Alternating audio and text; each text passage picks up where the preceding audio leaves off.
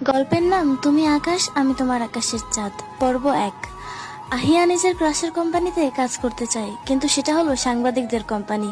সেখানকার সিইও হচ্ছে তার ক্রাশ, কিন্তু সেখানে কোনো মেয়ে এমপ্লয় অ্যালাউ না। তাই আহিয়া তার সুন্দর বড় চুলগুলো কেটে ছোট করছিল ছেলে সাজার জন্য।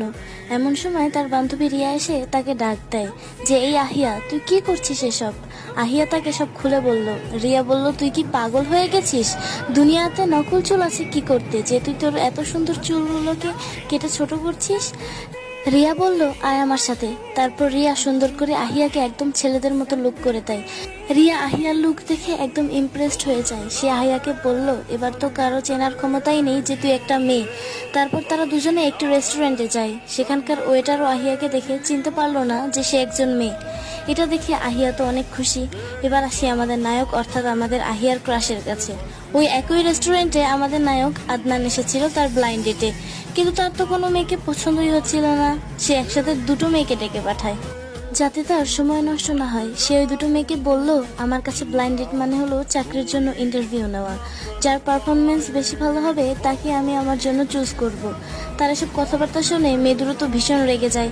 আদনানের গায়ে পানির গ্লাসের পানি ছুঁড়ে মারে, কিন্তু আদনান সরে যায় আর সমস্ত পানি গিয়ে পড়ে আমাদের আহিয়ার উপর। আমাদের আহিয়া তো সম্পূর্ণভাবে ভিজে যায়, আর তার এদিকে তো কোনো খেয়ালই নাই। সে আদনানকে দেখে সম্পূর্ণ হা হয়ে আদনানের দিকে তাকিয়ে থাকে। আদনানের জন্য তাকে ক্ষতিপূরণ দিতে চায়, কিন্তু সে মানা করে দেয়। অতঃপর আদনান তার পকেট থেকে একটা রুমাল বের করে আহিয়াকে দেয় তার শরীর মোছার জন্য। এরপর আহিয়াকে তার প্রফেসর ডেকে পাঠায়। এনার কাছ থেকে আহিয়া প্রোগ্রামিং শিখেছে। প্রফেসর তাকে ডেকেছে একজন সিনিয়রের সাথে দেখা করানোর জন্য, আর সেই সিনিয়রই হচ্ছে আমাদের নায়ক আদনান। আদনানকে দেখে আহিয়া তো ভয়ে লুকিয়ে পড়ে। সে ভয় পাচ্ছে আদনান তাকে চিনে না ফেলে। আদনান আসার পর প্রফেসর তাকে ডেকে পাঠায়। এখন তো কিছু করার নেই, সামনে আসতেই হবে।